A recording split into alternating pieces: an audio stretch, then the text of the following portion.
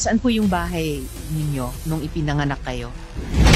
Your Honor, hindi ko na po alam. So, saang homeschool provider naka-connect yung teacher ninyo?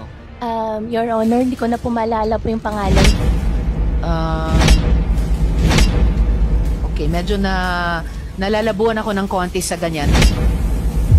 Ngayon, Mayor, napag-alaman din po namin na delayed yung inyong registration of birth. Ilang taon na po kayo nung na-register yung inyong birth? Your Honor, hindi ko pa lang po siya masyado maalala po ngayon. Okay lang, check ko po. Oo, please inform us during the hearing. At bakit po delay yung pag-register ng birth nyo? Sa pagkaalam po kasi namin, and I would request yung confirmation ninyo during the hearing, 17 years old na po kayo nung i-register yung inyong birth. So if you can confirm that during the hearing, tingin ko may halaga malaman bakit. Kung tama yung impormasyon namin, bakit at 17 pa lamang ni-register yung birth ninyo? At saan pala po kayo ipinanganak? Sa ospital ba? Sa bahay ba? Sa lying-in clinic ba? Your Honor, ang sinabi po sa akin sa bahay po. Sa bahay. Saan po yung bahay ninyo nung ipinanganak kayo? Hindi ko na po, Your Honor, hindi ko na po alam. Opo. Still, out of more than curiosity, saan po kayo nagtapos ng elementary? Homeschool po ako, Your Honor. Kasi salo po kami ng farm. Anong taon po kayo nagtapos sa homeschooling sa elementary? Your Honor, dire-diretso po. Bandang anong taon natapos po yung grade 7 sa homeschooling? Your Honor, tutorial po kasing ginawa po sa akin. Salo po kasi kami ng farm nakatira po. Actually, Mayor, familiar po ako sa homeschooling dahil yung isang anak ko rin, yung huling 2 taon niya sa high school, for health reasons, sinomeschool ko po siya. And meron po kaming homeschool provider noon. Sino po yung naging homeschool provider ninyo? Your Honor, yung nag-homeschool po sa akin, teacher lang po. Pati po yung mga homeschool teachers, kailangan license sila or meron pa rin silang homeschool provider. And in fact, by the definition of homeschooling, ang magulang ang nag-homeschool. So teacher nyo po ba o yung ama ninyo ang nag-homeschool sa inyo? Meron din po akong teacher po, Your Honor. So saang homeschool provider naka-connect yung teacher ninyo? Your Honor, hindi ko na po maalala po yung pangalan po. Ang maalala ko lang po yung pangalan po ng teacher ko po. If you could submit to the committee yung pangalan ng teacher ninyo, and during the hearing, ma-recall pa rin at masabi sa amin sino yung homeschool provider ninyo. Your Honor, ang teacher ko po si Teacher Rubilin. Teacher Rubilin. Opo. Saan naman, pagkatapos ng homeschooling, kung nakuha po yung grades nyo sa homeschool provider, tulad nung ginawa namin nung aking anak, para makapag-high school naman siya, saan naman po kayo nag-high school? Your Honor, dire-diretso po, tuloy-tuloy. Hindi na po ako nakapag-high school at college po. Dire-diretso saan po, Mayor? Tutorial po yung ginawa po sa amin kasi nasalo po kami ng farm. Okay, pero nagtapos kayo ng high school? Ang minigay lang po sa amin po na pinaka-libro po is si Teacher Rubilin na po. Kung maalala ko po, wala rin po kasi siyang grades. Andun lang po siya sa amin everyday po na after po ng work, siya po yung nagtuturo po sa akin. Kinilala ba ng DepEd yung pagtapos nyo sa high school sa pag-tutor ni Teacher Rubilin? Your Honor, hindi ko po alam.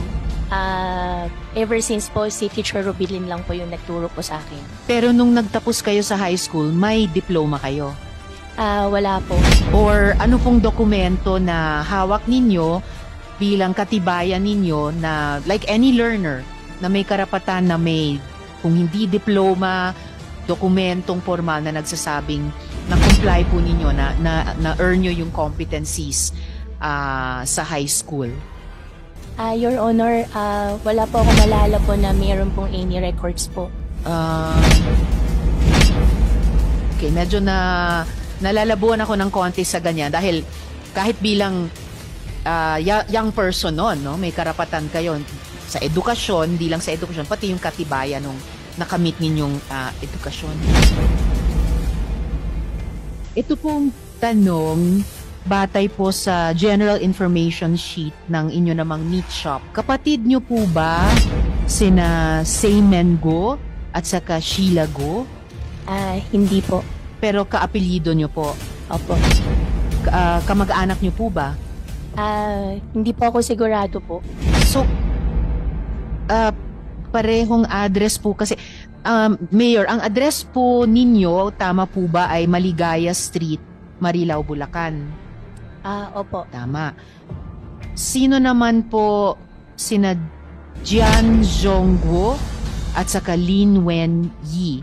Dahil pareho po ang address nila, bagamat Chino po sila. Opo. Bali mga kasama po sa negosyo po. Sa meat shop po. So, mga kasama po ninyo sa negosyo at parehong address sa inyo? Hindi ko po masyadong sigurado po doon sa address, pero mag-check po ako kagad po, Madam Chairman po.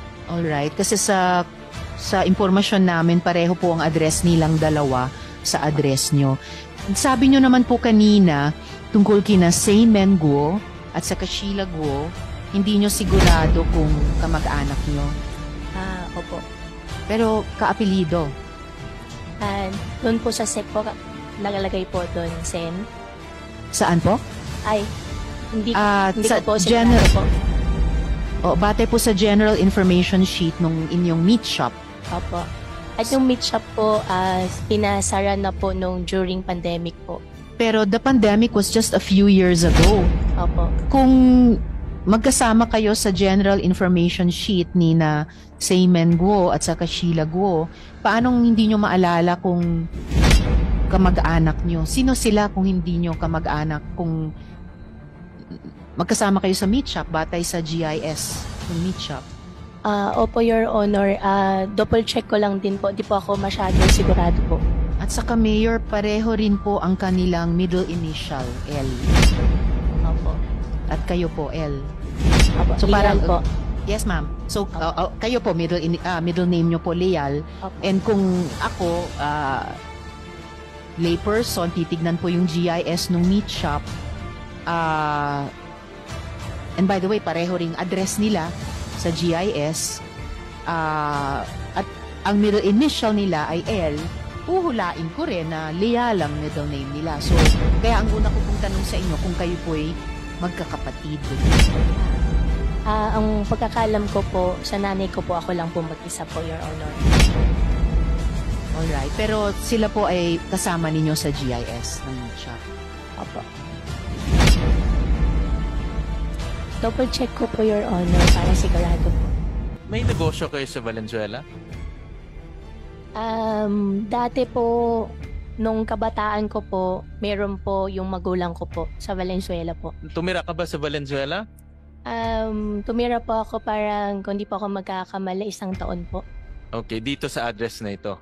52, 58, opo. 58. And then, itong negosyo is QJJ Embroidery Center Incorporated. Opo. But interestingly, nung pina-check ko ito sa aming business permit section, walang ganyan na company in Valenzuela now and in the past. Your Honor, ngayon po wala na po. Before po, hindi ko rin po alam kasi bata pa lang po ako nun. Itong address is exactly the same address kung saan isa sa mga kaibigan namin nakatira doon. Kilala ko yung may-ari nito, yung Baile family. No? So, were you leasing with them? Ano bang relationship niyo with them? Your Honor, hindi ko na po alam kasi bata pa lang po ako. How old were you nung tumira ka doon? More or less. Hindi ko na po masyado maalala po, Your Honor. But do you know this family, yung Baile family? Hindi ko po Hindi niyo maalala alam. po. Opo. Hindi kayo umuupa doon sa kanila or Hindi ko na po maalala po, Your Honor. maraming red flags? Fugitive yung isang partner, financial statements, hindi naka-declare yung assets, hindi rin naka-declare yung kanyang sales.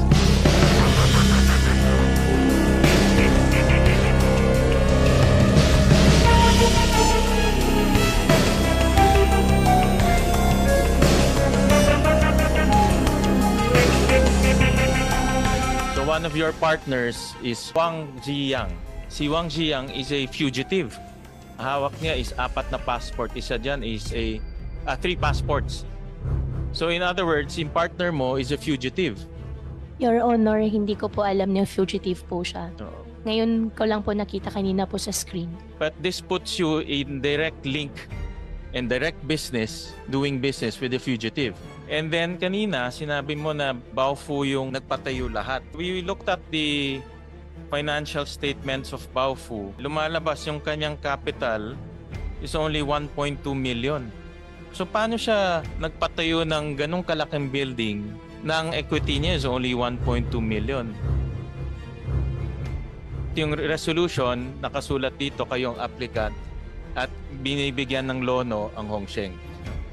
Your Honor, ako lang po yung tumulong, ako lang po yung nagtulay na ipakilala po sila sa previous administration po. That's your statement but the records say otherwise.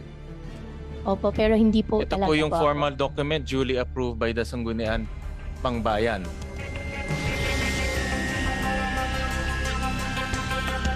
Hindi kami magsasawa dito na magkaroon ng hearing para ibulgar yung mga ganitong hindi magagandang aktibidad ng Pogo at hindi kami mapapagod na ibulgar yung mga taong nasa likod na nagbibigay proteksyon dito sa mga Pogo operators.